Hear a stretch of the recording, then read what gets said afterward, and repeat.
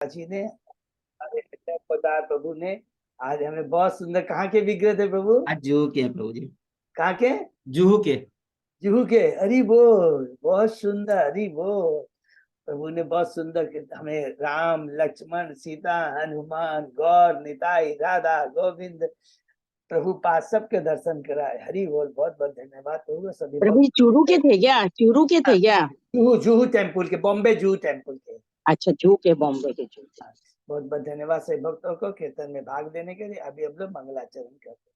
ओम अज्ञानतिमिरान्धस्य ज्ञानांजन शलाकया चक्षुरुन्मीलितं येन तस्मै श्री गुरुवे नमः। श्री चैतन्य मनोभीष्टं स्थापितं येन भूतले स्वयं रूप कदा मह्यं ददाति स्वपदान्तिकम्। वन्देऽहं श्री गुरु श्री युगपद कमलं श्री गुरु वैष्णवांच च श्री रूपं साग्र जातं सहगना रघुनाथं वितं तं सजीवं स्वादेतं सावभूतं परिजं सहितं कृष्ण चैतन्य देवं श्री राधा कृष्ण पादान सहगना ललिता श्री विशाखा वितांत च। नम ओम विष्णु पादाय कृष्ण पृष्ठाय भूतले श्रीमते भक्ति वेदांत स्वामिन इति नामिने। नमस्ते सारस्वती देवे गौरवाणी प्रचारिणे निर्विशेषा शून्यवादी पाश्चात देश तारिणे। वांछा कल्पतरुभ्य कृपा सिंधुभ्य च पतितानां पावनेभ्यो वैष्णवेभ्यो नमो नमः। नमो महावदान्याय कृष्ण प्रेम पदायते कृष्णाय कृष्ण चैतन्य नामने गौरत्विषे नमः। हे कृष्ण करुणा सिंधु दीन बंधु जगतपते गोपेश गोपिका कांत राधा कांत नमस्तुते। तप्त कांचन गौरांगी राधे बिंदाबनेश्वरी विषभानुसुते देवी प्रणमामि हरिप्रिये। नीलांचन निवासाय नित्याय परमात्मने बलभद्र सुभद्रायां जगन्नाथाय ते नमः। जय श्री कृष्ण चैतन्य प्रभु नित्यानंद श्री अद्वैत गदाधर श्रीवासादि गौर भक्त बिंद मुखम करोति वाचालम पंगुलंघे यत्कृपातमहं वन्दे श्री गुरु मदीन तारिणं परमानंद माधवम श्री चैतन्य ईश्वरं। हरे कृष्ण कृष्ण कृष्ण हरे हरे हरे राम राम राम हरे हरे। श्री श्री मंगलाचरण की जय, शिला प्रभुपाद की जय। हरे कृष्णा। आज के इस भागवतम चर्चा में सभी भक्तों का हार्दिक स्वागत है। सभी भक्तों के चरणों में मेरा सादर दंडवत प्रणाम है। हम वास्तव में बहुत भाग्यशाली हैं। राधा माधव, राधा गोविंद, गुरु आचार्य परम वैष्णव पर भागवत की कृपा है हम लोगों के ऊपर कि हम सब लोग भक्त लोग मिलकर भक्तों के बीच, भक्तों के संग में रह करके भगवत चर्चा कर पा रहे हैं। तो बहुत ही दुर्लभ है, लेकिन गुरु आचार्य के भाई ये सौभाग्य हमें प्राप्त हुआ है। अभी हम लोग कैंटो 5 के तीसरे अध्याय में हैं। शीर्षक है भगवान ईश्वर देव का जन्म। उसके पहले हमने 2 अध्याय कंप्लीट किए हैं। संक्षेप में दोहराते हैं। प्रथम अध्याय है महाराज प्रियव्रत का चरित्र। कौन है? स्वयंभू मनु के ज्येष्ठ पुत्र, बड़े पुत्र हैं, छोटे पुत्र हैं उत्तानपाद, और उनकी 3 पुत्रियां हैं देवहूति, आकुति और प्रसूति, जिनके बारे में, जिनके वंशों के बारे में, वंशावली के बारे में हमने बहुत डिटेल में डिस्कस किया। कैंटो 3 के 21वें अध्याय से लेकर करके हम लोगों ने 33वें अध्याय में देवहूति माता के उनका किस प्रकार शांभव मनु, किस प्रकार शांभव मनु उनको लेकर करके कर्दम मुनि के पास में आते हैं। और याद है, सब भगवान की इच्छा है। और ब्रह्मा जी ने ये पहले से क्या है सचेत कर दिया था शांभव मनु को कि तुम्हें पुत्र की चिंता नहीं करनी है, स्वयं। तो आपको कर्दम मुनि के बारे में बताया था कि कर्दम मुनि भगवान के परम भक्त हैं और शांभव मुनि के पास जाते हैं। कर्दम मुनि परम भक्त हैं और किस प्रकार वो सेवा करती है देवहूति माता जी कर्दम मुनि की। और उसके बाद में उनके पुत्र होते हैं भगवान कपिल और उनसे वो शिक्षा प्राप्त करती है। तीसरा अध्याय कंटो समाप्त होता था। चौथे अध्याय में देवहूति माता के पुत्रों के बारे में, फिर आकुति प्रसूति के बारे में पढ़ा, और माता सती, प्रसूति की पुत्र माता सती, हरि बोल, भगवान शिव की पत्नी है, उनके बारे में 7वें अध्याय तक पढ़ा। 8वें अध्याय से हमने उत्तानपाद, जो उनके पुत्र हुए ध्रुव, उनके पुत्र वत्सर, वत्सर से हुए अंग महाराज, अंग महाराज से वेन महाराज, वेन महाराज से पृथु महाराज, पृथु महाराज से विजिताश्च, विजिताश्च जो सबसे बड़े पुत्र होते हैं। पृथु महाराज के 5 पुत्रों में विजिताश्च के 6 पुत्र होते हैं, जिसमें प्राचीन वरी सबसे बड़े पुत्र होते हैं। और फिर प्राचीन वरी से जो 10 पुत्र होते हैं प्रचेता, बहुत सुंदर। और प्रचेताओं के बारे में पढ़ा। प्रचेताओं के अंत में किस प्रकार तपस्या करने चले जाते हैं, उनका पुत्र रहता है दक्ष, उनके बारे में हम आगे पढ़ेंगे हैं। और इधर में विदुर जी चले जाते हैं हस्तिनापुर, और हम 5वें कैंटो में प्रवेश करते हैं। प्रियव्रत महाराज, जो कि कोई भी राजा नहीं रह गया है, प्रचेता भी चले गए, दक्ष भी चले गए, तो उस समय स्वयंभू मनु को चिंता होती है। और प्रियव्रत चरित्र के बारे में वहां पढ़ते हैं, तो ये प्रश्न करते हैं कौन, परीक्षित महाराज प्रश्न करते हैं सुखदेव गोस्वामी से कि देखिए प्रियव्रत के बारे में तो आपने बताया, वो भगवान के परम भक्त है, ब्रह्मचारी है, नारद जी से उन्होंने कृपा प्राप्त की है, पुनः वो कैसे गृहस्थ जीवन में आ गए, और फिर गृहस्थ जीवन में आने के बाद पुनः फिर कैसे वो भक्ति में जुड़ गए, ब्रह्मचारी हो गए। तब यहाँ पर सुखदेव गोस्वामी जी बहुत सुंदर जवाब देते हैं। कहते कि जो एक बार भक्ति से जुड़ जाता है, नंबर 1, और दोनों चीज को ऐड करेंगे, भक्ति बिना शुद्ध भक्तों की कृपा से नहीं हो सकती। ये बहुत इंपॉर्टेंट चीज है। पूरा एक एक तत्व को हम समझेंगे तो हमारा भक्ति, जब नारद मुनि की कृपा हुई है, नारद मुनि भी भगवान भक्त नहीं बन पाए जब तक नारद के मुनि के ऊपर वेदांत वाद्यों का कृपा नहीं हुआ। याद है उनका दास, जो पुराना पहला जन्म था, दासी के पुत्र थे। उन्होंने खुद लिखा है, कैंटो 1 में हमने डिटेल में पढ़ा है कि मैंने, मेरी माँ की कृपा मुझ पर हुई, मेरी माँ वेदांत वाद्यों की सेवा करती थी और हम लोग उनका उच्चिष्ट खाते थे, उससे हमारा जीवन परिवर्तन हो गया। देखिए, तब मैं अगला जन्म अगले कल्प में, यानी ब्रह्मा जी के अगले कल्प में वो नारद बन गए। हरि बोल। तो ये भगवान की बहुत बड़ी कृपा है। तो प्रियव्रत को किससे मिला था कृपा, ज्ञान मिला था? परम वैष्णव नारद जी से मिला था।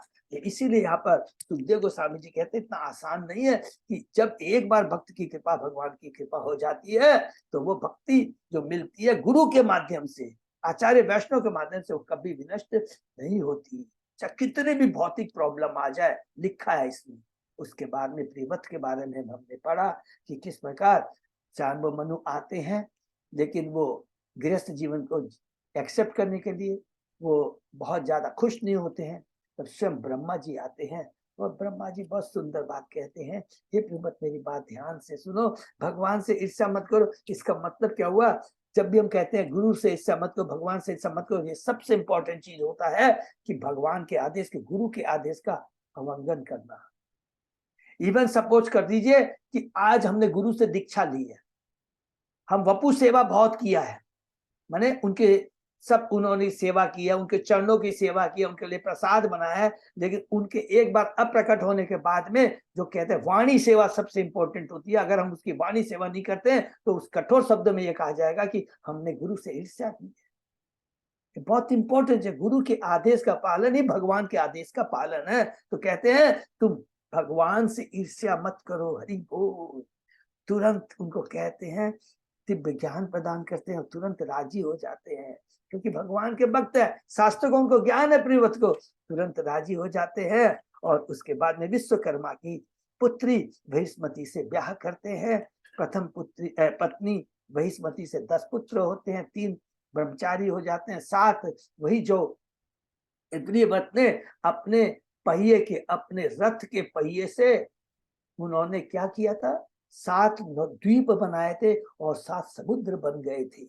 वही 7 द्वीपों के राजा बनते हैं, 7 पुत्र, 3 ब्रह्मचारी हो जाते हैं। और दूसरी पत्नी से जो 3 पुत्र होते हैं, हमको मालूम है, उत्तम तामस रैवत, वो कौन बन जाते हैं? मनु बनते हैं। हरि बोल। और उसके बाद में अंत में हमने पढ़ा, प्रियव्रत महाराज कहते हैं, बहुत सुंदर बात कहते हैं कि मैं अपनी पत्नी के हाथों में नाचने वाला बंदर बन गया हूं, मुझे धिक्कार है। याद रखेंगे ये हम बद्ध जीवों के लिए है शिक्षा, वो नहीं, ये तो एक बद्ध जीवों के लिए बताते हैं। और उसके बाद में वो सब कुछ छोड़ कर कृष्ण भावनी के पथ पर लौट गए और उन्होंने अपने 7 पुत्रों को, और बहुत सुंदर बात लिखा है कि बाद में इन दोनों आपस में झगड़ा नहीं हो, उन्होंने समुद्र के माध्यम से, पर्वतों के माध्यम से अलग अलग क्या बोलते हैं बाइफरकेशन कर दिया, वो बाउंड्री वाल खींचे, सीमा बना दी कि भाई तुमको इसके अंदर का राजा बनना है। और वो भगवान की भक्ति करने के लिए निकल जाते हैं। हम दूसरे अध्याय में प्रवेश करते हैं। महाराज अग्निध्र का चरित्र। महाराज प्रियव्रत के इस प्रकार तपस्या में संलग्न हो जाने पर राजा अग्निध्र ने अपने पिता की आज्ञा का पालन किया। ये देखिए बहुत इंपॉर्टेंट चीज है, भगवान की पिता की आज्ञा का पालन किया। भगवान ने भी क्या कहा था कि मैं प्राचेताओं को क्या कहा था, मैं तुमसे इसलिए खुश हूं कि एक तो तुम भक्ति कर रहे हो, एक तुम लोग में कॉपरेशन है, और सबसे इंपॉर्टेंट है तुमने अपने पिता की आज्ञा का पालन किया है। एक भक्त पिता, जो परंपरा से जो आदेश आते हैं उस आदेश को ही गुरु, चाहे वो पिता के रूप में है, वो जब हम लोग को आदेश देता है उनको पालन करना है। क्योंकि याद रखेंगे कि शुरू से ही ब्रह्मा जी ने शांभु मनु को आदेश दिया था, फिर शांभु मनु के ये पुत्र हुए तो उत्तानपाद ने उसके आदेश का पालन किया, फिर प्रियव्रत ने पालन किया, और अब प्रियव्रत ने अपने पुत्र अग्निध्र को कहा कि तुम क्या है, तुम गृहस्थ जीवन यापन करो, तुम राज्य को संभालो और अपने पिता के आदेश का पालन करते। क्लियर लिखा हुआ पहले श्लोक में, अपने पिता की आज्ञा का पालन किया एवं धार्मिक नियमों के अनुसार उन्होंने जम्बूद्वीप के वासियों को पुत्रों के समान सुरक्षा प्रदान की। एक पिता का पुत्र के प्रति पुत्रों के समान, तो पुत्र खाली क्या है, बहुत इंपॉर्टेंट समझना है। पुत्र को संस्कार देना है। कौन सा संस्कार है? वास्तविक संस्कार है उसे ये बताना कि हम कौन है, तुम कौन हो, भगवान कौन है, हमारा भगवान से क्या संबंध है। यही वास्तविक धर्म है, यही वास्तविक शिक्षा है, यही दान है, यही सबसे बड़ा एक पिता का, गुरु का कर्तव्य है। और उसके बाद में हमने पढ़ा कि किस प्रकार वो पूर्वचित सब ब्रह्मा जी ने भेजा, अपने ब्रह्मलोक से आई, उसके प्रति वो आकृष्ट होते हैं और उसके बाद में उनसे ब्याह करते हैं और उनके गर्भ से 9 पुत्र उत्पन्न होता है माता पूर्वचिति से, जिसमें सबसे बड़े पुत्र होते हैं नाभि। और इन 9 पुत्रों ने मेरु की पुत्री 9 पुत्रियों से विवाह कर लिया। तीसरे अध्याय में हम लोग प्रवेश करते हैं। राजा नाभि की पत्नी मेरु देवी के गर्भ से ऋषभ देव का जन्म। हरि बोल। हमने इसमें पढ़ा महाराज अग्निदत्त के पुत्र नाभि ने संतान प्राप्ति की इच्छा की। हरि बोल। क्योंकि कृष्ण भाव ने उसे संतान देना है। देखिए बहुत इंपॉर्टेंट, स्वयं इच्छा की, उसका कर्तव्य है। ये गृहस्थ जीवन में जाना उसका कर्तव्य है, भगवान का आदेश है, ब्रह्मा जी का आदेश है। इसको हरि बोल, हरे कृष्ण, वेरी गुड गॉड। भगवान के आदेश है, उस आदेश का पालन करते हुए, ध्यान में रखते हुए नाभि ने संतान प्राप्ति की इच्छा से समस्त यज्ञों के भोक्ता और स्वामी भगवान विष्णु की अत्यंत मनोयोग से स्तुति तथा आराधना आरंभ की। भगवान विष्णु राजा नाभि के समक्ष चतुर्भुज रूप में प्रकट हुए, ये हमने पढ़ा। और उसके बाद में किस प्रकार जो पुरोहित होते हैं, राजा किस प्रकार भगवान की स्तुति करते हैं, ये हम लोग आज पढ़ेंगे। ठीक है ना। ओम नमो भगवते वासुदेवाय, ओम नमो भगवते वासुदेवाय, ओम नमो भगवते वासुदेवाय। नारायण नमस्कृत्य नरं चैव नरोत्तमं देवी सरस्वती व्यासं ततो जयम् उदीरये। नष्टायेषु अभद्रेषु नित्यं भागवत सेवया भगवती उत्तम श्लोके भक्ति भवति नैष्टिकी। कृष्णाय वासुदेवाय देवकी नंदनाय च नंद गोप कुमाराय गोविंदाय नमो नमः। आराधयो भगवान भजेश तनय ततदाम बिंदावनम रमया काचित उपासना रजवधु वर्गेण्य कल्पिता। श्रीमद् भागवतम प्रमाणम अम्लम प्रेमा पुमर्तो महान। श्री चैतन्य महाप्रभो मतमिदं तत् आदरो न पर। हरे कृष्ण कृष्ण कृष्ण हरे हरे, हरे राम राम राम हरे हरे। कैंटो 5 अध्याय 3 शीर्षक ऋषभ देव का जन्म, भगवान ऋषभ देव का जन्म। श्लोक नंबर 5 है प्रभु, 4 से प्रभु जी, 4। प्रभु 4 से, ओके 4 नंबर श्लोक से हम लोग, ठीक है।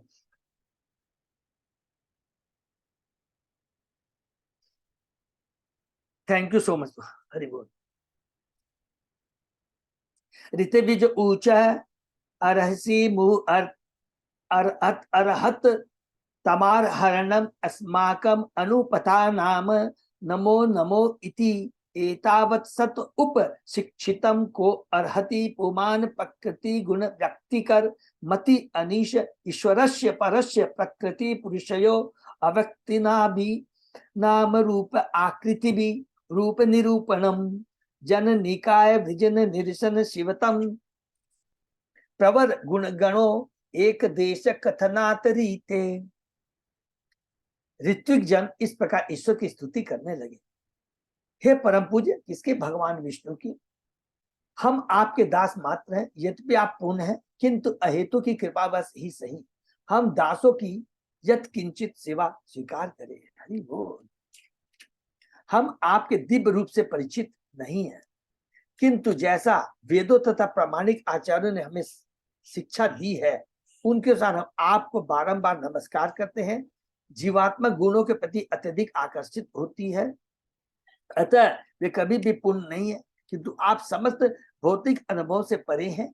आपके नाम रूप तथा गुण सभी दिव्य अथवा व्यवहारिक बुद्धि से परे हैं। भला आपको कौन पा सकता है। इस भौतिक जगत में हम केवल नाम तथा गुण देख पाते हैं। हम आपको अपना नमस्कार तथा स्तुति अर्पित करने का अतिरिक्त और कुछ भी करने में समर्थ नहीं है। आपके शुभ दिव्य गुणों के कीर्तन से समस्त मानव जाति के पाप धुल जाते हैं, यही हमारा परम कर्तव्य है। और इस प्रकार हम आपकी अलौकिक स्थिति को अंश मात्र ही जान सकते हैं। बिना भगवान की कृपा के हम भगवान को नहीं जान सकते, भगवान की कृपा हम नहीं प्राप्त कर सकते बिना भगवान की कृपा के। तो यहाँ पर बद्ध जीव और भगवान की, जीव की बद्ध जीव की स्थिति और भगवान की क्या स्थिति है उसको ये पुरोहित लोग यहाँ एक्सप्लेन कर रहे हैं। हम बद्ध जीवों के लिए सिर्फ भगवान को भौतिक अनुभूति से कुछ भी सरोकार नहीं है। यहाँ तक कि अद्वैतवादी शंकराचार्य भी यही कहते हैं, नारायण परो अव्यक्ता। श्री भगवान नारायण भौतिक अनुभूति से परे हैं। हम श्री भगवान के रूप लक्षण को मन से गढ़ नहीं सकते, क्योंकि भगवान अद्वक्ष है। हम अपनी भौतिक इंद्रिय से भगवान को नहीं समझते, नहीं जान सकते। हमें वैदिक शास्त्रों में दिए गए उनके रूप तथा कर्म को स्वीकार कर लेना चाहिए। ब्रह्म संहिता में कहा गया है, चिंता मणि प्रकर सदमसु कल्प वृक्ष लक्षा विदेशु सुरभीर अभिलापयन्तम लक्ष्मी सहस्र शत संभ्रम सेव्यमानम गोविंदम आदि पुरुषम तमहम भजामि। मैं उन आदि पुरुष गोविंद की उपासना करता हूँ जो गायों को पालने वाले हैं। ये गायें सभी कामनाओं को पूर्ण करने वाली है। कामधेनु गाय है। ये करोड़ों कल्प तरुओं के से आच्छादित दिव्य मनों से बने घरों में रहती है। उनकी सेवा सैकड़ों हजारों लक्ष्मियां अत्यंत आदर सहित करती है। हमें उनके स्वरूप एवं लक्षणों का कुछ कुछ अनुभव वैदिक साहित्य में प्राय उल्लेखों एवं ब्रह्मा नारद सुखदेव जैसे सत्पुरुषों दिए गए प्रामाणिक कथनों से प्राप्त होता है। इसको अंडरलाइन कर देंगे, बहुत सुंदर बात लिखा है। हमको भगवान के बारे में जानकारी के लिए प्रामाणिक शास्त्रों और प्रामाणिक कथनों गुरुओं आचार्यों से प्राप्त करना चाहिए। यहाँ पर किनका, ब्रह्मा नारद सुखदेव जैसे सत्य पुरुषों प्रामाणिक परम वैष्णव द्वारा से जानना चाहिए। श्री रूप गोस्वामी कहते हैं, अतः श्री कृष्ण नामादि न भवेत ग्राह्य इंद्र। हम अपने इंद्रियों से श्री कृष्ण के नाम रूप गुणों के विषय में अनुमान नहीं कर पाते। एकमात्र गुरु के माध्यम से ही हम भगवान के बारे में जान सकते हैं, प्रामाणिक शास्त्रों के माध्यम से ही। और जो गुरु होते हैं वो प्रामाणिक शास्त्रों से ही हमें बताते हैं, अपने मन गढ़ंत चीजों से नहीं बताते। इसलिए ईश्वर के अन्य नाम भी हैं अदोक्ष तथा अप्रकृतिक। अदोक्ष माने जो भौतिक इंद्रियों से परे हैं, तथा अप्रकृतिक माने वो क्या है, दिव्य है, जिनसे सूचित होता है कि वे सभी इंद्रियों से परे हैं। भगवान अपने भक्तों पर हेतु की कृपा से महाराज नाभि के समक्ष प्रकट हुए। उसी प्रकार जब हम भगवान की भक्ति में रत रहते हैं तो स्वयं दर्शन देते हैं। सेवन मुख ही जीवादो स्वयं एवं स्फुरति। जैसा कि भगवत गीता में पुष्टि गई है, भक्त्या माम भी जानाति अस्मि तत्वतः। भक्ति के द्वारा ही भगवान को जाना जा सकता है और भगवान के शुद्ध भक्तों के माध्यम से ही हम भक्ति कर सकते हैं। तो ये जानना होगा कि भक्ति हम कैसे कर सकते हैं, बिना गुरु और बिना भगवान की कृपा के। और भगवान की कृपा गुरु के माध्यम से ही होती है। इसके लिए कोई अन्य उपाय नहीं। हरि बोल। हमें विद्वानों तथा शास्त्रों के वचनों को ईमान कर श्री भगवान के संबंध में चिंतन करना चाहिए। हम ईश्वर के रूपों तथा लक्षणों की मन गणन कल्पना नहीं कर सकते। ये कितनी बड़ी लिखा है, बहुत इंपॉर्टेंट। मन गणन बात नहीं करना चाहिए। अच्छा भगवान ऐसे हैं, अच्छा मैं भगवान के संग में ऐसे, भगवान मुझे दर्शन दे रहे हैं, भगवान को मैं खिला रही हूँ, भगवान को खिला रहा हूँ। अपने मन गणन से कुछ नहीं करना है। जो भगवान का रूप है, जो है शाश्वत रूप है, जारे रूप है, ये आचार्यों को शास्त्रों से जो उसी को ध्यान में मन गणन से अपना मन नहीं करना चाहिए। परिजनानुराग विचरित सबल संशब्द सलील सित किशलय तुसलिका दुर्वा अंक कूरे अपि संभृत्य सपर्यया किल परम परितुष्यसि। हे परमेश्वर, आप सभी प्रकार से पूर्ण हैं। हम पूर्ण हैं, हमारी इंद्रिया पूर्ण है और भगवान आप पूर्ण हैं। जब आपके भक्त गदगद वाणी से आपकी स्तुति करते हैं तथा आयाद वश तुलसी दल जल पल्लव तथा धूप के अंकुर चढ़ाते हैं तो आप निश्चय परम संतुष्ट होते हैं। हरि बोल। श्री भगवान को प्रसन्न करने के न तो प्रचुर धन की आवश्यकता है, पत्तम पुष्पम फलम तोयम यो में भक्ता प्रयति, न शिक्षा या ऐश्वर्य की। यदि कोई प्रेम तथा आह्लाद पूर्वक, आह्लादिनी जो भगवान आह्लाद पूर्वक उनके पूर्णता मग्न रहे, उनमें पूर्णता मग्न नहीं, तो केवल कुछ पुष्प तथा जल चढ़ाने की आवश्यकता पड़ती है। जैसा कि भगवत गीता में कहा गया, पत्तम पुष्पम फलम तोयम यो में भक्त्या प्रयच्छति। यदि कोई प्रेम तथा भक्तिवश उनको पत्ती, फूल, फल या जल अर्पित करता है तो मैं स्वीकार करता हूँ। सिर्फ भगवान को केवल भक्ति से प्रसन्न किया जा सकता है। इसलिए यहाँ यह कहा गया कि ईश्वर केवल अनुराग भक्ति से प्रसन्न होते हैं। हरि भक्ति विलास में गौतमी तंत्र का निम्नलिखित उदाहरण आया। तुलसी दल मात्र न जल से चुलुकेन व विकृणीते स्वम आत्मानम भक्तेभ्यो भक्त वत्सल। श्री कृष्ण केवल तुलसी तथा अंजुलि भर जल चढ़ाने वाले भक्त के हाथों बिक जाते हैं, क्योंकि वे अपने भक्तों के प्रति परम वत्सल है। अरे वो यही हम लोग ने पढ़ा था। अद्वैताचार्य ने तुरंत याद किया, मुझे भगवान को हुंकार करना है, तो तुरंत उनको गौतमी तंत्र का यही श्लोक याद आता है कि भगवान को केवल उनको तुलसी दल और जल चढ़ाने से भगवान प्रसन्न हो जाते हैं। और तुरंत उन्होंने शालिग्राम शिला ली, नरसिंह, और भगवान को तुलसी और गंगा जल अर्पित किया और भगवान स्वयं अवतार ले लिए। हरि वो चैतन्य महाप्रभु। श्री भगवान की अपने भक्त अहेतु की कृपा रहती है। अतः निर्धन से निर्धन व्यक्ति जो भक्तिवश थोड़ा सा जल तथा एक पुष्प भी उन पर चढ़ाता है, उससे वे प्रसन्न हो जाते हैं। अपने भक्तों के प्रति वत्सलता के कारण ही ऐसा होता है। हरि बोल। अथान यापी न इवत न भवत इज्जयो भार भरया समुचितम अर्थम इह उपलभ भामहे। हमने आपको अनेक वस्तुएं अर्पित की है और आपके लिए अनेक यज्ञ है, किंतु हम सोचते हैं कि आपको पसंद करने के लिए इतने सारे आदमियों की कोई आवश्यकता नहीं है। केवल भक्ति का भाव, प्रेम का भाव और पत्र फूल की दरकार है। श्री रूप गोस्वामी का कहना कि यदि बिना भूखे किसी के साथ, ये बहुत इंपॉर्टेंट बात है, यदि बिना भूखे किसी के सामने ढेर सारा भोजन रख दिया जाए तो उसका कोई महत्व नहीं होता। उसी प्रकार बड़े बड़े याज्ञिक अनुष्ठानों में श्री भगवान को तुष्ट करने के लिए अनेक वस्तुएं एकत्र की जाती है, किंतु ईश्वर के यदि प्रति लगाव या प्रेम नहीं होता तो यह सारा आयोजन निरर्थक है। इसको अंडरलाइन करने बहुत इंपॉर्टेंट बात है। कई बार हम लोग सोचते हैं हमने बहुत बड़ा अनुष्ठान किया और हमने ये अरेंजमेंट किया, सब कुछ ये किया, हाँ भगवान खुद नहीं। जब तक भाव नहीं है हृदय में, भाव से, भक्ति के भाव से अर्पित नहीं करेंगे तो क्या है कि हम, वो सब बेकार है। ईश्वर स्वयं ही पूर्ण है, उनको कोई चीज की दरकार नहीं है। भगवान आत्मा राम है, वो किसके भूखे हैं? प्रेम के भूखे हैं, भाव के भूखे हैं। ये हमें नहीं भूलना चाहिए, बहुत इंपॉर्टेंट है। और उनको हमसे कुछ नहीं चाहिए, क्योंकि यदि हम उनसे थोड़ा जल, एक फूल तथा एक तुलसी लत भेंट कर दे तो उन्हें स्वीकार कर लेंगे। सिर्फ भगवान को प्रसन्न करने का एकमात्र साधन भक्ति है, प्रेम है। बड़े बड़े यज्ञ करने की कोई आवश्यकता नहीं। पुरोहितों को यह सोचकर विषाद हो रहा था कि वे भक्ति के पथ पर नहीं है और उनके यज्ञ से प्रसन्न नहीं है। आत्मानैव नु सवनम अंजसा अव्यति के रेकेन वो भूयमान अशेष पुरुषार्थ स्वरूपस्य किंतु नाथाशीष आशा आशाशा नामा ना ना नामो एत नाम ना नामो तत् अभिसंराधन मात्रम भवितुम अर्हति। आप में प्रतिक्षण प्रत्यक्षतया स्वमेव निरंतर असीमतः जीवन के समस्त लक्ष्यों की वृद्धि हो रही है। निसंदेह आप स्वयं असीम सुख तथा आनंद से युक्त हैं, आप सच्चिदानंद है।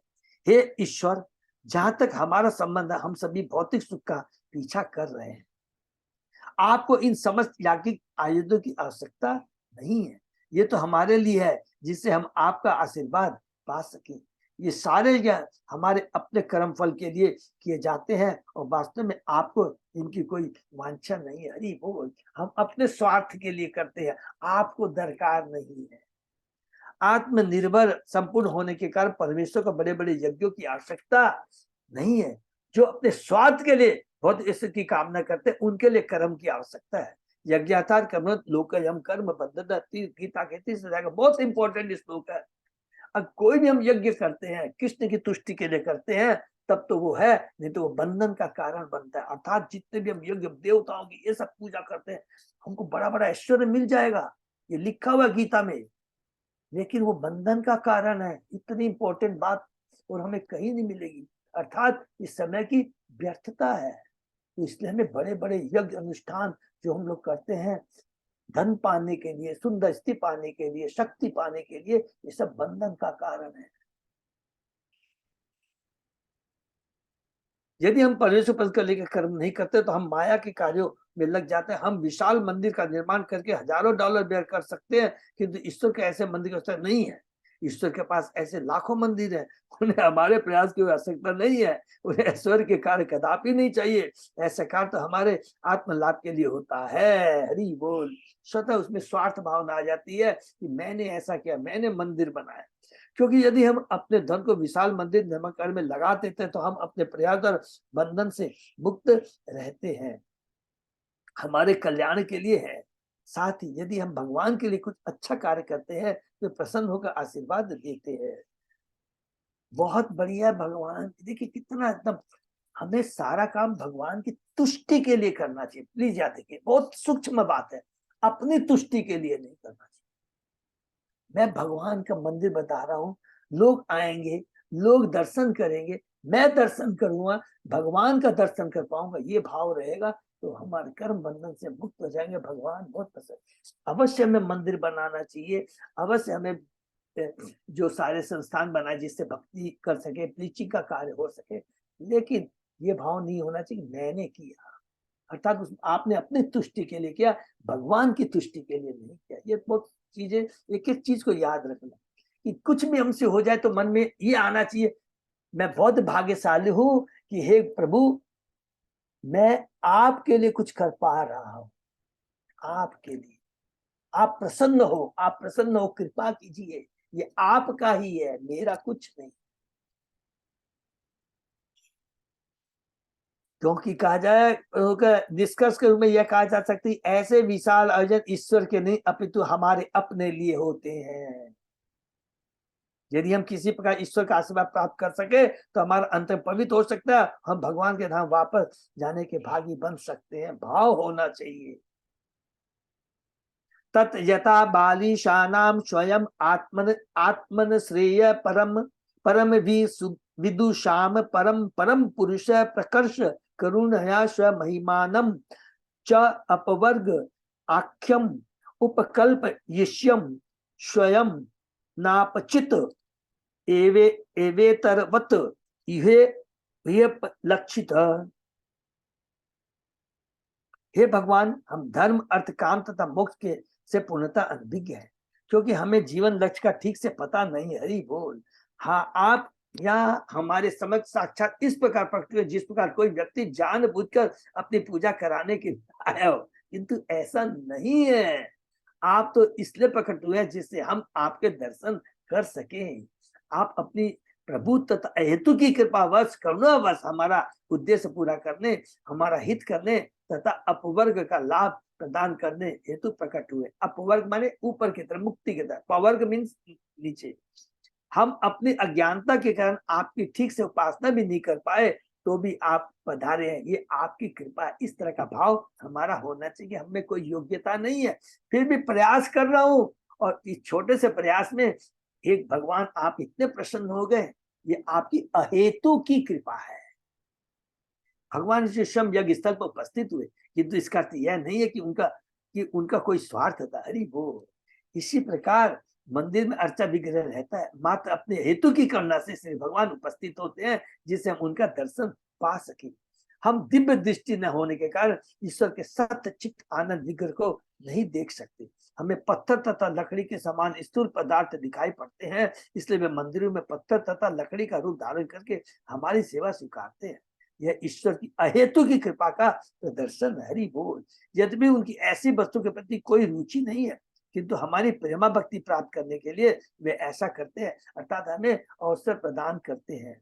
वास्तव में भगवान की पूजा के लिए उपयुक्त सामग्रियों की भेंट चढ़ा भी नहीं सकते, क्योंकि हमें कोई ज्ञान नहीं है। मात्र अहेतु की कृपावश ईश्वर महाराज नाभि के यज्ञ स्थल में प्रकट हुए। अथायमेव भरो ह्यर्थम यर्हि वर्हिषि राज ऋषे वर ऋषभो भवाना निज पुरुषो इक्षण विषय आशित। हे पूज्यतम, आप समस्त वरदायकों में श्रेष्ठ हैं। माने कितना सुंदर लिखा, आप समस्त वरदायकों में से, माने जो सबसे टॉप का वर होता है केवल वो आप ही दे सकते हो, कोई दूसरा नहीं दे सकता है। और राजर्षि नाभि की यज्ञशाला में आपका प्रकट हमें आशीर्वाद देने के लिए हुआ है। क्योंकि हमने आपको देख लिया है, इसलिए आपने हमें अमूल्य वर प्रदान किया है। हरि बोल। निज पुरुष इक्षण विषय, भगवत गीता में श्री कृष्ण कहते हैं, सम्मोह सर्वभूतेषु, मैं किसी से द्वेष नहीं करता और न किसी का पक्षपात करता हूँ। जीव मात्र में मेरा समभाव है, हर जीव मात्र में, इवन चींटी से लेकर ब्रह्मा तक में मेरा समभाव है। परंतु जो प्राणी भक्ति भाव से मेरी सेवा करते हैं, वे मेरे प्रिय मुझ में ही स्थित है, और मैं भी उनका प्रिय हूँ, उनमें मैं हूँ, उनमें हूँ। श्री भगवान सबके लिए समान है। इस अर्थ में न तो उनका कोई शत्रु है न कोई मित्र। प्रत्येक प्राणी अपने कर्मों का फल भोगता है, और ईश्वर सबों के हृदय में स्थित होकर सबों को देखते तथा उन्हें वांछित फल देते हैं। जिस प्रकार भक्तगण ईश्वर को सर्वभावेन संतुष्ट देखना चाहते हैं, उसी प्रकार से ईश्वर अपने भक्तों के समक्ष अपने को उपस्थित करने के लिए इच्छुक रहते हैं। श्री कृष्ण ने भगवत गीता में कहा है, परित्ता नाम साधुना विनाशाय च दुष्कृताम धर्म संस्थापनार्थ संभवामि युगे। भक्त जनों का उद्धार, दुष्टों का विनाश तथा धर्म की फिर से स्थापना के लिए मैं युग युग में प्रकट होता हूँ। इस प्रकार श्री कृष्ण का आविर्भाव अपने भक्तों को छुटकारा दिलाने तथा संतोष देने के लिए होता है। वे केवल दुष्टों को दलने के लिए अवतार नहीं लेते, क्योंकि इस कार्य को तो उनके दूत भी कर सकते हैं। महाराज नाभि के यज्ञ स्थल में भगवान विष्णु का प्रकट होना राजा तथा उनके अनुचरों को प्रसन्न करने के और कुछ नेता अन्यथा वहां उनके उपस्थित होने का कोई प्रयोजन ही नहीं था। हरि बोल। तो कितनी बढ़िया है कि भगवान को दुष्टों को मारना है तो केवल ऊपर में अपने धाम में बैठे हुए वो काम कर सकते हैं। भगवान को तो आनंद आता है अपने भक्तों से आदान प्रदान करने के लिए, अन्यथा उनके प्रयोजन करने उन उपस्थित कोई अनुचरों को, अपने भक्तों को प्रसन्न करने के लिए। बहुत सुंदर बात है, भक्तों को दर्शन करने के लिए। और अगर गहरी बात में जाएंगे तो भगवान भक्तों को दर्शन देने के लिए नहीं, भगवान भक्तों का दर्शन करने के लिए आते। ये बहुत मन सूक्ष्म बात है। भगवान राधा रानी की भक्ति कैसी है, स्वयं भगवान राधा रानी का वर्ण, राधा रानी की कांति और राधा रानी का भाव लेके आते हैं कि मेरी राधा रानी की भक्ति कैसी है, भक्ति करके क्या आनंद आता है। असंग निशीत ज्ञाना ज्ञानानल विद्युताशेष मलानाम भवत स्वभावना नाम आत्म आरामाणाम मुनि नाम अनवरत परिगुणित गुण गण परम मंगलायन गुण गण कथनो सी। हे ईश्वर, समस्त विचारवान मुनि तथा साधु पुरुष निरंतर आपके गुणों का गान करते रहते हैं। इन मुनियों ने अपनी ज्ञान अग्नि से अपार मल राशि को पहले ही दग्ध कर दिया है और इस संसार ने अपने वैराग्य को सुदृढ़ कर लिया। हरि वो, इस प्रकार वे आपके गुणों को ग्रहण कर आत्मतुष्ट है, तो भी जिन्हें आपके गुणों के गान में परम आनंद आता है, उनके लिए भी आपका दर्शन दुर्लभ है। महाराज नाभि के यज्ञ स्थल में शम वेद पुरोहितों ने भगवान विष्णु के द्वारा साक्षात दर्शन किए जाने की बुरी बुरी प्रशंसा की और अपने को परम धन्य माना। ईश्वर का दर्शन उन महान संतों के लिए भी जिन्होंने भौतिक संसार से वैराग ले लिया है और जिनके हृदय ईश्वर की महिमा का निरंतर जप करने के कारण विमल दुर्लभ है। ऐसे पुरुष ईश्वर के दिव्य गुणों का जप करके संतुष्ट रहते हैं। उन्हें ईश्वर के प्राकट्य की आवश्यकता नहीं रहती। ऋषिगण यह इंगित करना चाहते हैं कि ईश्वर का साक्षात महान साधु के लिए भी दुर्लभ है, किंतु वे उन पर इतने प्रसन्न हुए कि साक्षात प्रकट हो गए। इसने समस्त याचक अत्यधिक कृत्य हुए। हरि भो। अत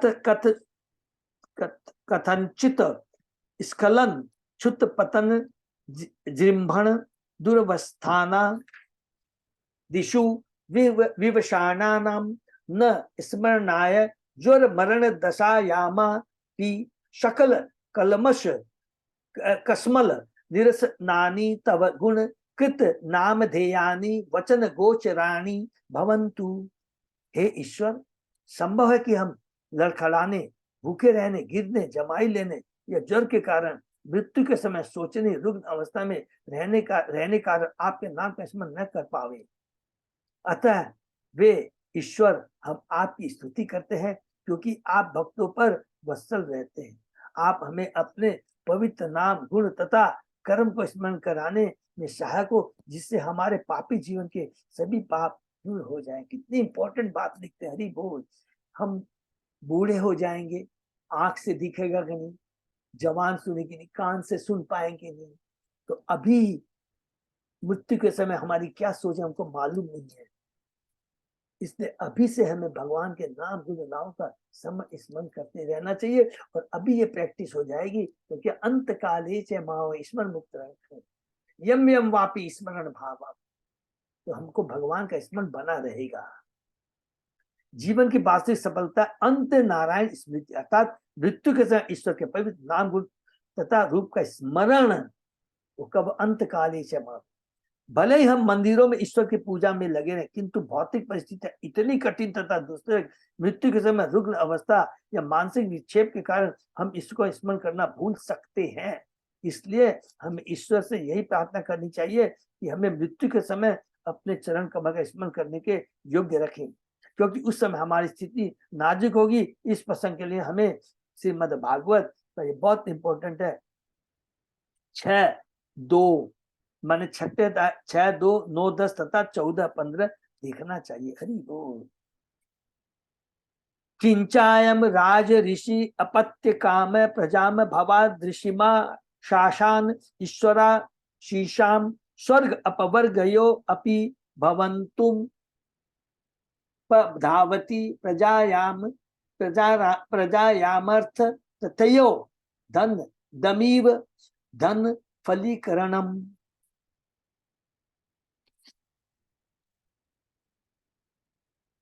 हे ईश्वर, आपके समक्ष महाराज नाभि है, जिनके जीवन का परम लक्ष्य आपके ही समान पुत्र प्राप्त करना है। भगवान, उसकी स्थिति उस व्यक्ति जैसी है जो एकदम धनवान पुरुष के पास थोड़ा सा अन्न मांगने के लिए जाता है। पुत्र इच्छा से ही वे आपकी उपासना कर रहे हैं और आप उन्हें कोई भी उच्चतम पद प्रदान कर सकने में समर्थ है, चाहे वह स्वर्ग हो या मुक्ति लाभ। बहुत सुंदर श्लोक। तात्पर्य, पुरोहित कुछ शर्मिंदा थे कि राजा नाभि ईश्वर से पुत्र का वर प्राप्त करने के लिए इतना बड़ा यज्ञ कर रहे थे। ईश्वर उन्हें स्वर्ग या बैकुंठ लोक भेज सकते थे। श्री चैतन्य महाप्रभु ने हमें शिक्षा दी है कि श्री भगवान तक कैसे पहुंचा जाए और श्रेष्ठ वर्ग मांगा जाए। इसको अंडरलाइन कर लीजिए। वास्तविक श्रेष्ठ वर्ग क्या है? श्रेष्ठ वर मांगा जाए। वे कहते हैं, न धनम न जन्म न सुंदरी कविता व जगदीश कामे। वे भगवान से कोई भौतिक वस्तु नहीं मांगना चाहते। भौतिक ईश्वर का अर्थ है धन, उत्तम कुल, सुंदर पत्नी तथा अनेक अनुचर, किंतु बुद्धिमान भक्त ईश्वर से ऐसी वस्तु की याचना नहीं करता। बस उसकी तो प्रार्थना है, मम जन्मनि जन्मनि भवताद भक्ति अहेतु की त्वयि। वे ईश्वर की प्रिय सेवा में निरंतर लगे रहना चाहते हैं। वे न तो स्वर्ग चाहते हैं न भवबंधन से मुक्ति। यदि ऐसा होता तो श्री चैतन्य महाप्रभु ने कदापि यह न कहा होता, मम जन्मनि जन्मनि। जब तक कोई भक्त बना रहता है, उसके लिए इसका कोई महत्व नहीं रहता कि वह जन्म जन्मांतर जन्म लेता रहेगा अथवा नहीं। शाश्वत स्वतंत्रता का वास्तविक अर्थ है श्री भगवान के धाम को वापस जाना। भक्त को भौतिक वस्तुओं से कोई सरोकार नहीं होता। यद्यपि नाभि महाराज विष्णु जैसा पुत्र चाहते थे, किंतु ईश्वर के समान पुत्रेच्छा की इंद्रिय तृप्ति, देखिए बहुत इंपॉर्टेंट बात है, किंतु ईश्वर के समान पुत्र इच्छा भी इंद्रिय तृप्ति का एक प्रकार है। शुद्ध भक्त तो ईश्वर की प्रेमा भक्ति के लिए लिप्त रहना चाहता है। देखिए भक्ति कितनी सूक्ष्म होती है। यहाँ प्रभुपाद जी कहते हैं, तुम भगवान को मांग रहे हो पुत्र के रूप में, ये भी क्या है? इंद्रिय तृप्ति का एक प्रकार की इंद्रिय तृप्ति है। हरि बोल। कोवा हिते अपराजितो अपराजितया मायया अनवशित पद वया निवृत्त मति विषय विषया नावृत प्रकृत अनुपाशित मात चरण। हे ईश्वर, जब तक मनुष्य परम भक्तों के चरण कमलों की उपासना नहीं करता, तब तक उसे माया परास्त करती रहेगी। ये इतना इंपॉर्टेंट श्लोक है, प्लीज इसको अंडरलाइन कर लेंगे। ये पूरा मन बहुत इंपॉर्टेंट है। हे ईश्वर, देखिए क्या बात, जब तक मनुष्य परम भक्तों के चरण कमलों की उपासना नहीं करता, तब तक उसे माया परास्त करती रहेगी और उसकी बुद्धि मोहग्रस्त बनी रहेगी। इसलिए ऐसा कौन है जो विष तुल्य भौतिक सुख की तरंगों में न भाव। आपकी माया दुर्जय है। न तो इस माया के पथ को किसी ने देखा है, न इसकी कार्य प्रणाली को ही कोई बता सकता है। जब तक शुद्ध भक्तों के चरणों की हम संगति नहीं करेंगे, उनकी वो हमें बताएंगे कि भगवान कौन है, भगवान से हमारा क्या संबंध है और भगवान से हमें क्या याचना करनी चाहिए। याचना करने में भी कला होनी चाहिए। भगवान देखिए कहते हैं क्या, पहले हमने पढ़ा था, सब वरदायकों में सबसे टॉप है। जो भी आप वर मांगेंगे भगवान दे देंगे। जो भी धन मांगिए, कुछ भी मांगिए, किसी के पास जाने की दरकार नहीं। जो बुद्धिमान आदमी है उसको ये जानना चाहिए कि वास्तव में भगवान से क्या मांगना चाहिए। क्या मांगना चाहिए? भगवान आपकी प्रेममय सेवा में कर सकूं, चाहे मैं नरक में रहूं, स्वर्ग में रहूं, पृथ्वी पर रहूं, पाताल में रहूं, कहीं भी रहूं, आपकी सेवा, आपकी चरणों की सेवा मुझे मिलनी चाहिए। आपकी दिव्य प्रेम भक्ति मुझे चाहिए। आपकी सेवा, सबसे बड़ी सेवा मुझे चाहिए। निसंदेह ऐसा कौन?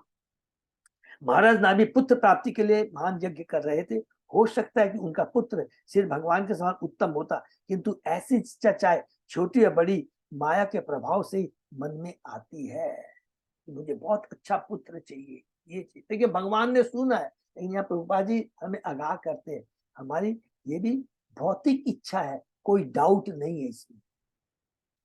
भक्त कभी भी अपनी इंद्रिय तृप्ति के किसी वस्तु की कामना नहीं करता। इसलिए भक्ति को निष्काम अन्य अभिलाषिता शून्य ज्ञान कर्मादि अनावृतम कहा गया है। प्रत्येक प्राणी माया से प्रभावित और सभी प्रकार की भौतिक कामना में फंसा हुआ है। महाराज नाभि भी इसके अपवाद न थे।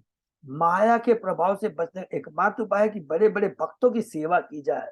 महत चरण सेवा, महान भक्त के चरण की उपासना किए बिना माया के प्रभाव से मुक्त नहीं किया जा सकता। इसलिए नरोत्तम दास ठाकुर कहते हैं, छाड़िया वैष्णव सेवा निस्तार पाए छे के बाद। ऐसा कौन है जो वैष्णव के संग की सेवा किए बिना माया के चंगुल से बच सका हो? इसको अंडरलाइन करने की कोई भी आप एग्जाम्पल बता दीजिए।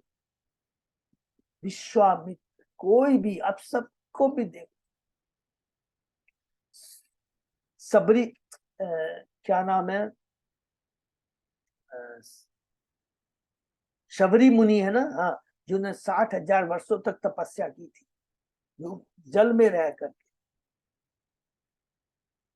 भौतिक इच्छा, कितने भी आप बड़ा बड़ा यज्ञ कर दीजिए। हिरण्यकशिपु ने तो 36,000 वर्षों तक तपस्या की थी, कोई काम नहीं आएगा, कुछ भी काम नहीं आएगा जब तक शुद्ध भक्तों के चरण में जाकर के उनकी सेवा। त्वदीति परिपाटेन परिप्रश्नेन सेवया, इस श्लोक को याद रख लेंगे, 4 अध्याय का 34 पद, बहुत इंपॉर्टेंट है। उसको बार बार पढ़ेंगे तो वो समझ में आएगा। गुरु के पास जाकर फट से नहीं बोलना चाहिए, गुरु मुझे प्रभु जी मुझे ये चीज समझ में नहीं आया। गुरु के पास पहले जाना चाहिए, उनकी सेवा करना चाहिए विनम्र भाव से, और उनको प्रसन्न करना चाहिए। जब उनको हम प्रसन्न कर लेंगे ना, स्वतः ही उनमें वो जो दिव्य शक्ति उनके अंदर में स्टोर है अपने आप उजागर होगी और हमको मिल जाएगी। ज्ञान के उद्देश्य से नहीं जाना चाहिए, ये बहुत इंपॉर्टेंट चीज है। माया अपराजित है, जिसको अपराजित है, जिसको जीता नहीं जा सकता, और इसका प्रभाव भी अपराजित। हरि बोल। इसकी पुष्टि भगवत गीता में कही, देवी हे सा गुणमयी मम माया दुरितया, मेरी त्रिगुणमयी देवी शक्ति अपराजेय है। लेकिन सेकंड लाइन में क्या बोलते हैं, देवी ऐसा गुण मम माया मामे ये प्रपद्यन्ते माया तेताम। लेकिन जो एक बार मेरी शरण में आ जाता है, वो इस भवसागर को क्या बोलते, आसानी से पार कर सकता है। ये भी नहीं बोलता बहुत कष्ट है, आसानी से पार कर सकता है। माया के इतने बड़े प्रभाव को भक्त ही लांघ सकता है। यह महाराज नाभि का दोष न था कि उन्होंने पुत्र की इच्छा व्यक्त की। वे ऐसा पुत्र चाहते थे जो सिर्फ भगवान के सतीश सर्वश्रेष्ठ हो। ईश्वर के भक्त की संगति से भौतिक ऐश्वर्य की इच्छा नहीं रह जाती। इसकी पुष्टि चैतन्य में हुई है। साधु संग सर्व शास्त्र को लव मात्र साधु संग सर्व सिद्धि हो। तथा मध्य लीला के 22वें चैप्टर के 91 कहा है, महत कृपा बिना कौन कर में भक्ति नय, कृष्ण भक्ति दूरे हो संसार नय छय। ब्रह्मांड भ्रमिते कोनो भाग्यवान जीव, गुरु कृष्ण कृपा पाए भक्त की लता बीज। इसको भी ऐड कर लेंगे। यदि कोई माया के प्रभाव से निकलना चाहता है और भगवान के धाम जाने का इच्छुक हो तो उसे साधु भक्ति संगति करनी चाहिए। सभी शास्त्रों का यही मत है। साधु के संच मात सत्संग से माया के चंगुल से छूटा जा सकता। निसंदेह ईश्वर की प्रेमा भक्ति पाने के लिए शुद्ध भक्त की संगति आवश्यक है। इसको भी अंडरलाइन कर लें। श्रीमद् भागवत में प्रहलाद महाराज कहते हैं,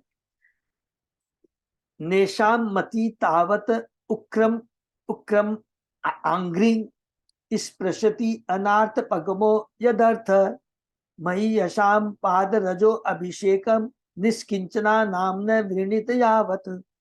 जब तक कोई सिर पर महान पुरुष की धूलि को धारण नहीं करता तब तक वह ईश्वर का भक्त नहीं बन सकता। पाद रजो अभिषेकम, शुद्ध भक्त निष्किंचन होता है, अर्थात उसे इस संसार के भोग से कोई भी इच्छा नहीं रहती, लेना देना नहीं रहता। मनुष्य को चाहिए कि ऐसे भक्त के गुणों को प्राप्त करने के लिए उसकी शरण में जाए। शुद्ध भक्त माया के चंगुल से सदैव मुक्त रहने वाला है। और इससे भी ऊपर जाएंगे तो महाप्रभु बताएंगे।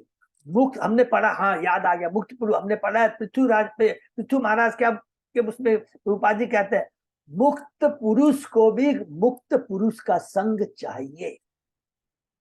ये बहुत सूक्ष्म बात। मुक्त पुरुष को भी मुक्त पुरुष का संग चाहिए, ये बहुत इंपॉर्टेंट। कि सदैव, इसका मतलब क्या हुआ, हमको एक दूसरे को भक्तों का संग चाहिए। हम कभी सोचे ना कि मैं तो बहुत ज्ञान प्राप्त कर लिया, कुछ नहीं होगा। माया ऐसा झपटेगी पता भी नहीं लगेगा। इसलिए भक्ति की शक्ति तभी बनी रहेगी माया हमें टच नहीं करेगी जब हम भक्तों का संग करते रहे। भले हमको कितना ज्ञान हो, भक्ति हो, लेकिन हमको दूसरे भक्त का संग चाहिए ही चाहिए। हरे कृष्ण प्रभु जी। हाँ माता जी। राजा नाभि का भी है ना पुत्र प्राप्ति का है ना भौतिक की इच्छा थी, तब भी भगवान उनके सामने उपस्थित हुए। तो उपस्थित तो ये हम लोगों को शिक्षा दे रहे प्रभुपा जी, बहुत सूक्ष्म ज्ञान है माता जी। हाँ। ये भगवान की कृपा है। देखिए हम सपोज कीजिए, हमको एक बहुत बढ़िया आपको एग्जाम्पल देता हूँ।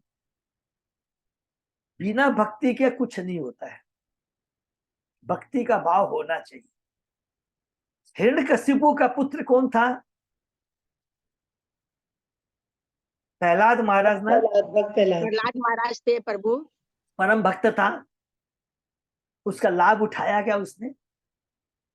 नहीं प्रभु ने उठाया। हाँ, तो ये बोलने का मतलब है कि हम ये सोचे कि मेरे को ये मिल जाए, अरे मिल भी जाए, कुछ हो जाए, लेकिन भाव तुम्हारा भक्ति का होना चाहिए, भौतिक भाव नहीं होना चाहिए।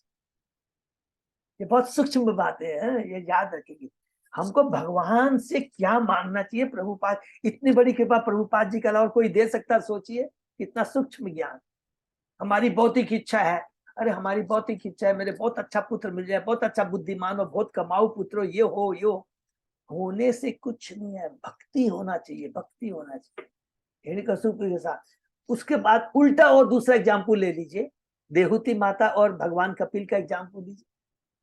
तो भगवान की भक्ति है, भगवान उसके, भगवान की वो क्या है? भगवान से ज्ञान प्राप्त करती है। इच्छा हमें भगवान की प्रेम भक्ति की होनी चाहिए, और वो किससे मिल सकती है? केवल शुद्ध भक्तों के संग के माध्यम से। ये बोलना चाहते हैं। यतु वाव तव पुनः अदभ्र इह समाहुत तत्तार्थ धियाम मंदा नाम न तत यत देव हेलनम देव देवार्हसि शाम्येत सर्वान प्रतिभोडुम अभिदुषाम। हे ईश्वर, आप अनेक अद्भुत कार्य कर सकने में समर्थ है। इस यज्ञ के करने का हमारा एकमात्र लक्ष्य पुत्र प्राप्त करना था, अतः हमारी बुद्धि प्रखर नहीं है। देख लीजिए, क्लियर यहाँ पर लिख दिया है कि हमारा एकमात्र उद्देश्य भक्ति नहीं थी, एकमात्र उद्देश्य क्या है कि पुत्र प्राप्त करना चाह। और वो कैसा गुण वालो? आप जैसे गुण वालो, आप जैसा पुत्र, आप जैसा पुत्र मुझे चाहिए। अतः हमारी बुद्धि प्रखर नहीं है, हमें जीवन लक्ष्य निर्धारित करने का कोई अनुभव नहीं है। भौतिक लक्ष्य की प्राप्ति हेतु किए गए इस तुच्छ यज्ञ में आपको आमंत्रित करके हमने महान पाप किया है। अतः हे सर्वेश, आप अपनी हेतु की कृपा तथा सम दृष्टि से हमें क्षमा करें। बहुत सुंदर है। ऋत्विक जन पुरोहित निश्चित रूप से अप्रसन्न थे, क्योंकि उन्होंने एक तुच्छ कार्य के लिए परमेश्वर को बैकुंठ से बुलाया था। शुद्ध भक्त नहीं चाहता कि वृथा ईश्वर दर्शन दे। ईश्वर विविध कार्यों में संलग्न रहते हैं, और शुद्ध भक्त यह कभी नहीं चाहता कि अपने इंद्रिय तुष्टि के लिए ऐसे उनका दर्शन करे। वह तो उनके अनुग्रह पर आश्रित रहता है, और जब ईश्वर प्रसन्न होता है तो भक्त उन्हें प्रत्यक्ष देख सकता है। और जब ईश्वर प्रसन्न होता है तो भक्त उन्हें प्रत्यक्ष देख सकता है। हरि बोल। वैसे ईश्वर ब्रह्मा तथा शिव जैसे देवताओं द्वारा भी अलक्षित रहता है। श्री भगवान का आह्वान करके महाराज नाभि के ऋत्विजों ने, पुरोहितों ने अपने को अज्ञानी सिद्ध कर दिया था, तो भी ईश्वर अपनी अहेतु की कृपा से प्रकट हुए। इसलिए सबों ने ईश्वर से क्षमा याचना की। विद्वानों ने भौतिक लाभ के लिए से भगवान की उपासना की अनुमति नहीं दी। विद्वानों ने भौतिक लाभ के लिए सिर्फ भगवान की उपासना की अनुमति नहीं दी। इसको अंडरलाइन कर लेंगे। शास्त्रों का उद्देश्य क्या है? भगवान की उपासना भगवान की तुष्टि के लिए होना चाहिए, अपनी तुष्टि के लिए नहीं होनी। भगवत गीता में कहा गया है, चतुर्विधा भजन्ते माम जना सुखितो अर्जुन आर्त जिज्ञासु अर्थात ज्ञानी से भरत ऋषभ। हे अर्जुन, विपदाग्रस्त, धन की इच्छा रखने वाले, जिज्ञासु तथा ज्ञानी, ये चार प्रकार के पुण्यात्मा मेरी भक्ति करते हैं। लेकिन याद रखेंगे, गीता में जो 7वां अध्याय का जो भगवान ने ये 16वां श्लोक कहा गया, ये सारे अपने स्वार्थ के लिए, याद रखेंगे, स्वार्थ के लिए। भक्ति की दीक्षा उसी से मांगो जब कोई विपदाग्रस्त होता है, धन चाहता है अथवा परम सत्य को जानना चाहे, किंतु इस प्रकार ईश्वर के पास जाने वाले लोग वास्तविक भक्त नहीं है। हरि बोल, इसको अंडरलाइन कर लेंगे। ठीक है ना, क्योंकि सारी भौतिक इच्छाएं बहुत सिंपल है। हम हमारी तुष्टि के लिए, भगवान की तुष्टि के लिए नहीं, बहुत सूक्ष्म चीज है। गोपियां हैं, गोपियां हैं। नारद जी कहते हैं, अरे तुम भगवान को अपने चरणों की धूल दे रहे हो, भगवान को अपने चरणों पर रखेंगे तुम लोग नरक में जाओगी। अरे हमको 100 करोड़ों जन्म तो नरक में जाना बर्दाश्त है, लेकिन मेरे कृष्णा के मस्तिष्क का माथे का दर्द दूर होना चाहिए। कृष्ण के लिए है, अपने लिए नहीं।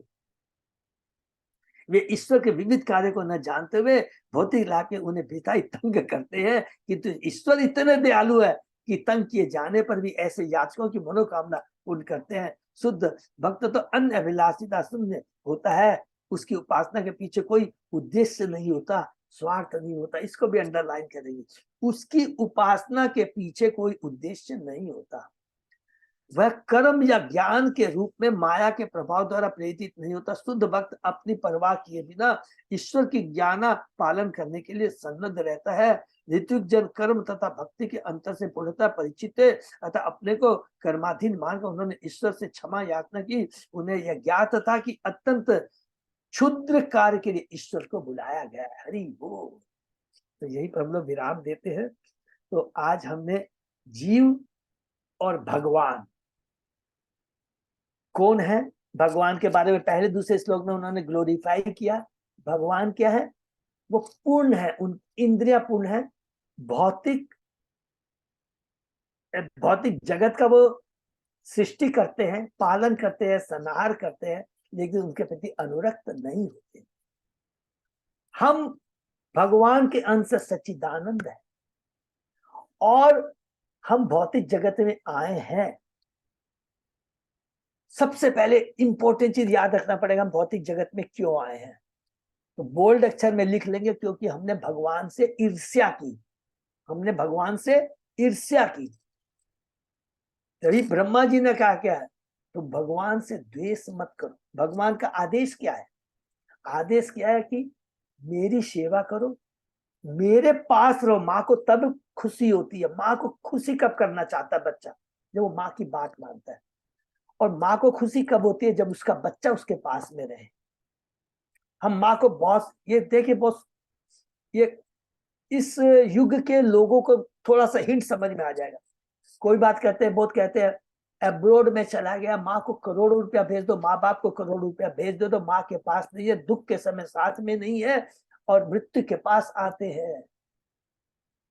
इस चीज को हमको बहुत चीज समझना है कि भगवान माँ बाप प्रेम के भूखे होते हैं। तो भगवान से एकमात्र ये करना, तो हम भगवान से घृणा करते हैं, द्वेष, घृणा नहीं वर्ड यूज करेंगे, द्वेष करते हैं। हम स्वतंत्र होकर के कहते हैं कि हम स्वतंत्र रहकर चाहते हैं, तो भगवान कहते हैं ठीक है तू भौतिक जगत में चला जा।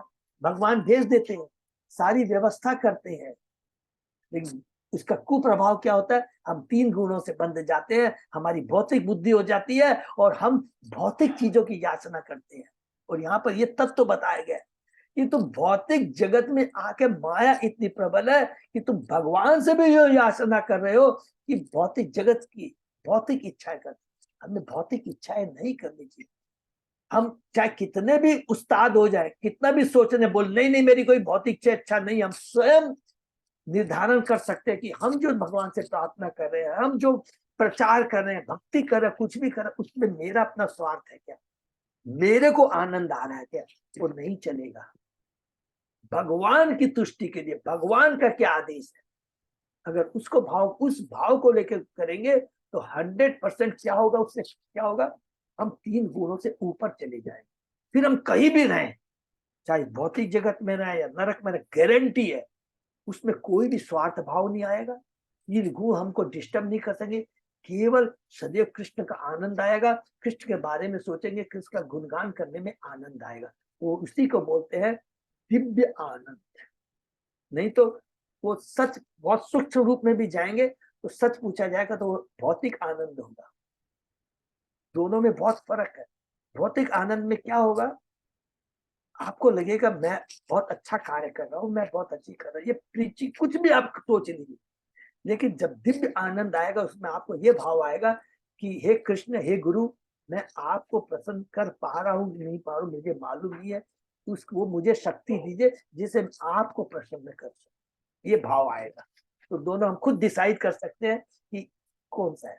तो ये चीज यहाँ पर, ये जो पुरोहित जो प्रार्थना कर रहे हैं, यही इस प्रार्थना के माध्यम से हम लोग को ये शिक्षा दे रहे हैं कि हमारा भाव होना चाहिए कि कृष्ण की किस। इसलिए प्रभुपाद जी ने बार बार कह दिया कितना ही तुम ऐश्वर्य कर लो, कितना ही कुछ कर लो, लेकिन जब तक भाव सही नहीं है तो क्या है, भगवान एक्चुअल में खुद भगवान। देखिए दो चीज को याद रखेंगे, दोनों भगवान आ सकते हैं, याद रखेंगे, लेकिन भाव भगवान कई बार नहीं होता है क्या, कई बार आप देखेंगे गुरु बोल देते हैं गुरु कृपा कीजिए, गुरु कृपा कीजिए, गुरु कृपा कीजिए, तो गुरु अच्छा ठीक है, लेकिन अंदर में भाव क्या है वो बहुत उचित है, गुरु का अंदर में समझना बहुत उचित है। इधर से गुरु हमारा गुरु चाह रहा है कि नहीं, इधर से हमको आशीर्वाद दे रहे हैं कि नहीं, ये बहुत इंपॉर्टेंट चीज हमें याद रखना है। तो वो चीज कब है, जब हम गुरु की सेवा करें। भले गुरु के पास मत रहिए,